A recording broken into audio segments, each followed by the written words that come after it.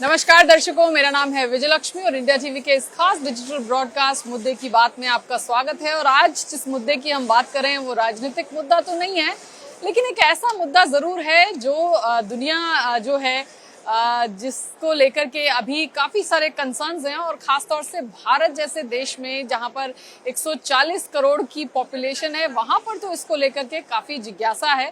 हम बात करें आर्टिफिशियल इंटेलिजेंस की, क्योंकि भारत में हो रहा है आर्टिफिशियल इंटेलिजेंस इम्पैक्ट 2026 समिट। और ये समिट काफी लिहाज से बहुत इंपॉर्टेंट है, क्योंकि जो जवाब हैं, जो जिज्ञासाएं हैं, उम्मीद है कि इसमें जो मंथन होगा उसके बाद काफी सारी चीजों के जवाब जो है वो ढूंढने में, या एआई का भविष्य जो है वो किस तरह का होगा उसको सुनिश्चित करने में जो है एक मील का पत्थर ये समिट जो है आगे आने वाले दिनों में साबित होगा।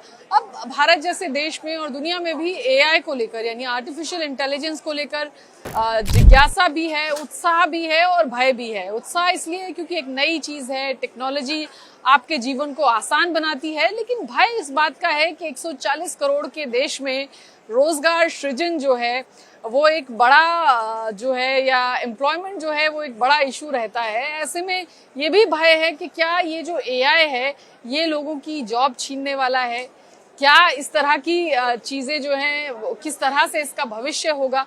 तो इन तमाम चीजों को लेकर के एक उत्साह का भी माहौल है, एक भय का भी माहौल है।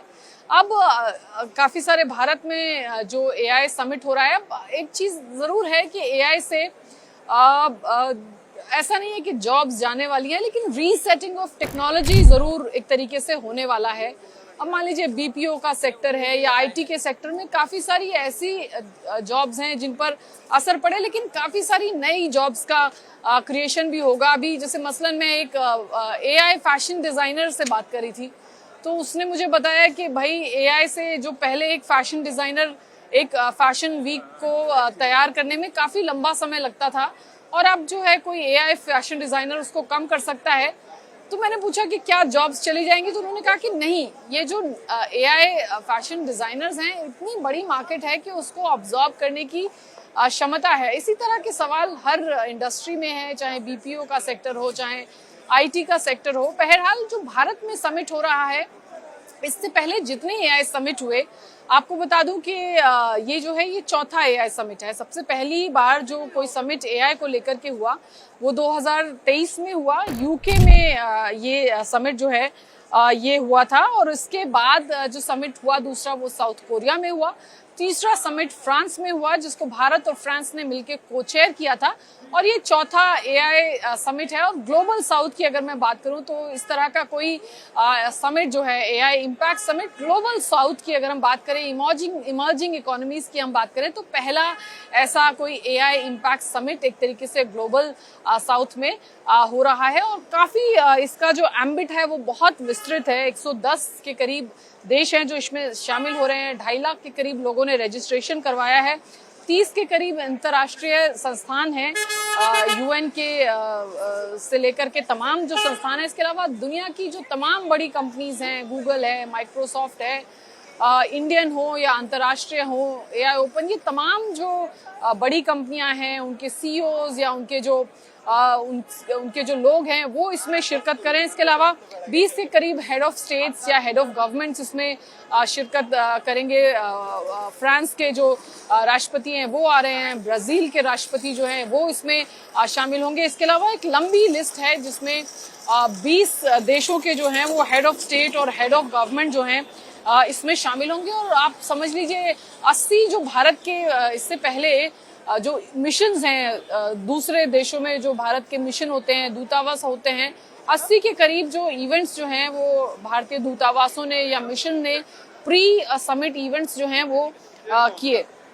अब अगर मैं बड़े डिग्निटरीज की बात करूं तो भूटान के प्राइम मिनिस्टर आ रहे हैं, बोलिविया के वाइस प्रेसिडेंट आ रहे हैं, ब्राजील के प्रेसिडेंट आ रहे हैं, क्रोएशिया के प्राइम मिनिस्टर आ रहे हैं, एस्टोनिया के प्रेसिडेंट आ रहे हैं, फिनलैंड के प्राइम मिनिस्टर हैं, फ्रांस के प्रेसिडेंट हैं, ग्रीस के प्राइम मिनिस्टर हैं, गुआना के वाइस प्रेसिडेंट हैं, कजाकिस्तान के प्राइम मिनिस्टर हैं, मॉरिशस के प्राइम मिनिस्टर हैं, सर्बिया के प्रेसिडेंट हैं, स्लोवाकिया के प्रेसिडेंट हैं, स्पेन के प्रेसिडेंट हैं, श्रीलंका के प्रेसिडेंट हैं, सेशल्स के वाइस प्रेसिडेंट हैं, स्विट्जरलैंड के प्रेसिडेंट हैं, नीदरलैंड के प्राइम मिनिस्टर हैं और यूएई के क्राउन प्रिंस जो हैं वो भी इसमें शामिल हो रहे हैं। और एक बड़ा सा डेलीगेशन जो है 45 के करीब जो है वो कंट्रीज के जो मिनिस्ट्रियल डेलीगेशंस जो हैं वो भी आ रहे हैं। जो भारत में समिट हो रहा है इसका जो थीम है वो है पीपल, प्लेनेट और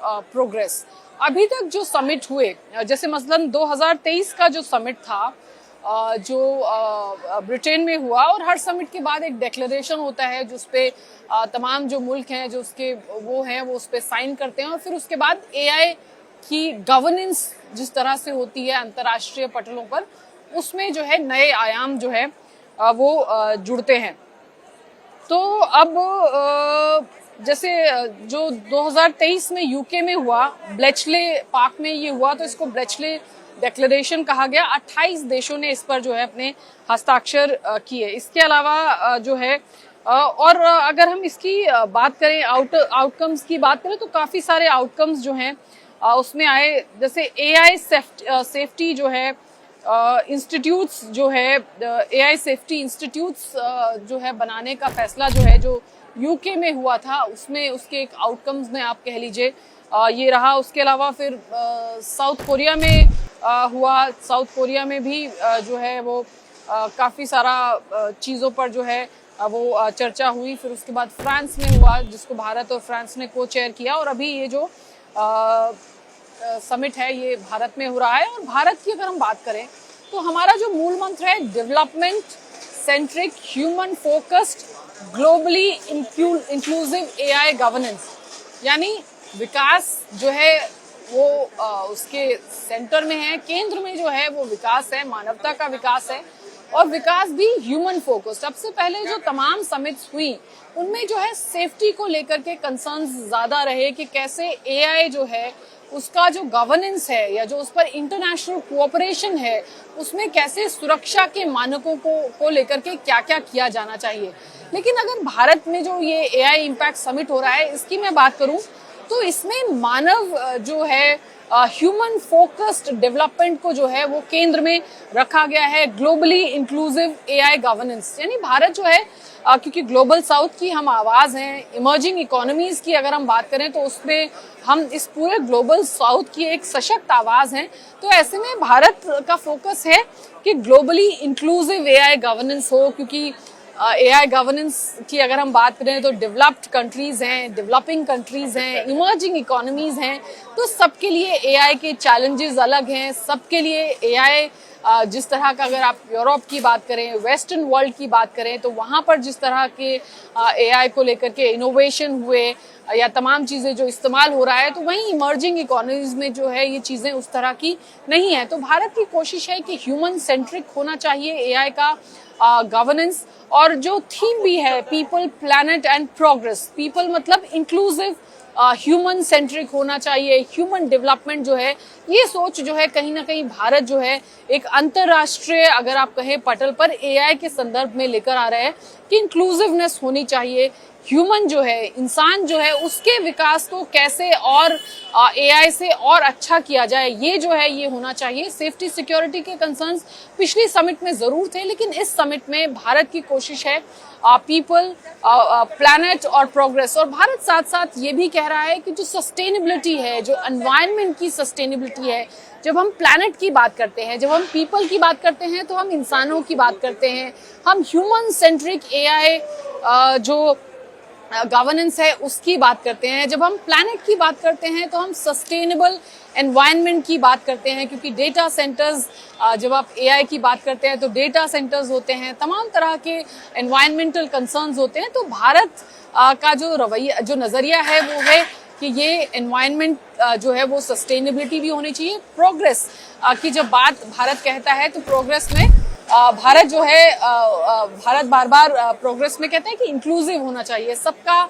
जो प्रोग्रेस है वो एक तरीके से होना चाहिए। इकोनॉमिक डेवलपमेंट जो है वो इमर्जिंग, डेवलप्ड, डेवलपिंग वर्ल्ड, जो सबके लिए अपॉर्चुनिटीज हैं जो है वो इस तरह की होनी चाहिए। अब 7 जो है मोटा मोटा चक्रास जो है वो बनाए गए हैं। चक्रास बोल लीजिए तो वर्किंग ग्रुप्स हैं ये, इन ग्रुप्स के तहत इन सब्जेक्ट पर जो है वो डिस्कशन होगा, या एआई गवर्नेंस को लेकर के इन तमाम जो टॉपिक्स हैं उसके तहत, इन चक्रास के तहत जो है डिस्कशन जो है वो किया जाएगा। अब जैसे ह्यूमन कैपिटल है, साइंस है, अगर मैं चक्रास की बात करूं या वर्किंग ग्रुप्स की बात करूं, AI for economic growth and social good है, द डेमोक्रेटाइजेशन ऑफ एआई। जैसे मैंने कहा, डेमोक्रेटाइजेशन मतलब सबको बराबर मिलना चाहिए, उसमें डेमोक्रेसी होनी चाहिए, developed, developing, global south, west, ये सब चीजें जो है, ऐसा नहीं होना चाहिए कि किसी विकसित देशों को उसको ज्यादा फायदा मिले और इमर्जिंग इकोनॉमीज जो हैं वो उसमें पिछड़ जाएं। इंक्लूजन फॉर सोशल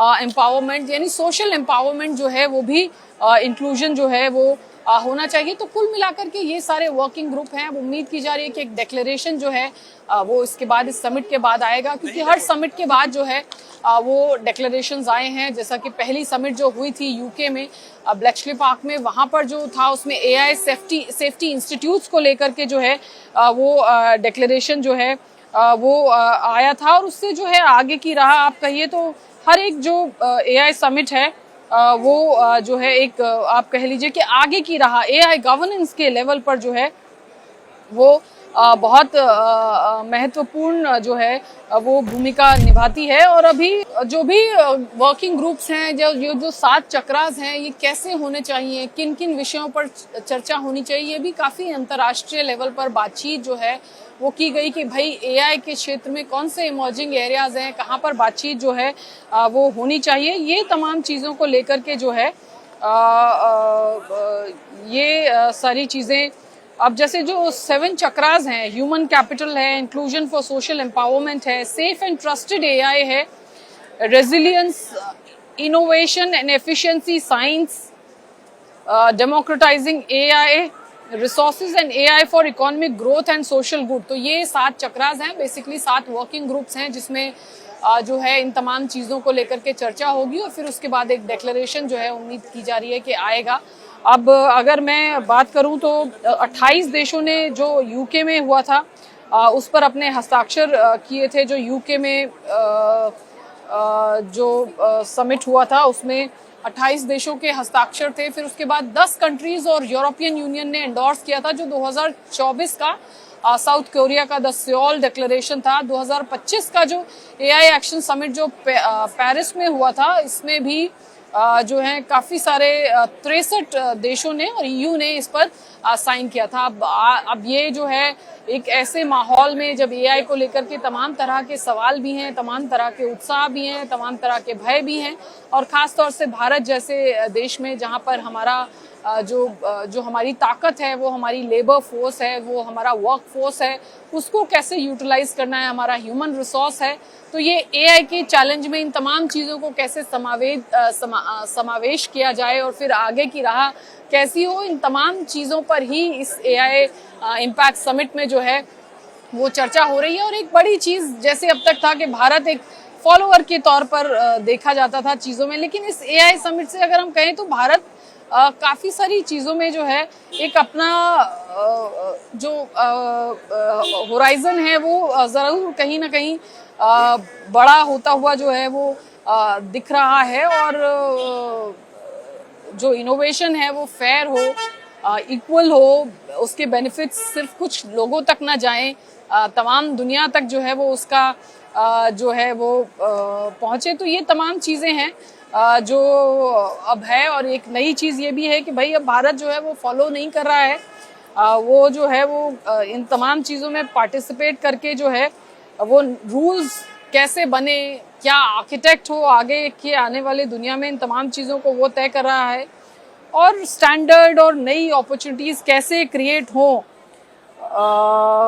ये सब चीज़ें जो है अब भारत जो है इसमें एक पार्टिसिपेंट है, वो सिर्फ फॉलोअर नहीं है। कैसे आगे एआई गवर्नेंस को लेकर के किस तरह के रूल होने चाहिए, किस तरह का समाज होना चाहिए, किस तरह का इम्पैक्ट उसका होना चाहिए और क्या क्या उस इम्पैक्ट को क्रिएट करने के लिए किया जाना चाहिए, ये तमाम चीज़ों के डिस्कशन के लिए ही एआई इम्पैक्ट समिट भारत में हो रहा है। और बहुत, क्योंकि हम तो सुबह से यहाँ पे घूम रहे हैं, बहुत भीड़ भाड़ चहल पहल, और आपको जो है पूरा जहाँ आप देखेंगे आपको यंग आईटी प्रोफेशनल्स जो है वो ज्यादातर दिखेंगे। इसके अलावा एकेडमिक्स हैं, प्रोफेशनल्स हैं, काफी सारा एम्बिट जो है यहाँ पे जो लोग आए हैं वो तो बहुत बड़ा है। गवर्नमेंट के लोग हैं, पॉलिसी मेकर्स हैं, इंडस्ट्री के लोग हैं, एआई एक्सपर्ट हैं, एकेडमिशियंस हैं, टेक्नोलॉजिस्ट हैं, इनोवेटर्स हैं और सिविल सोसाइटी के तो लोग हैं ही।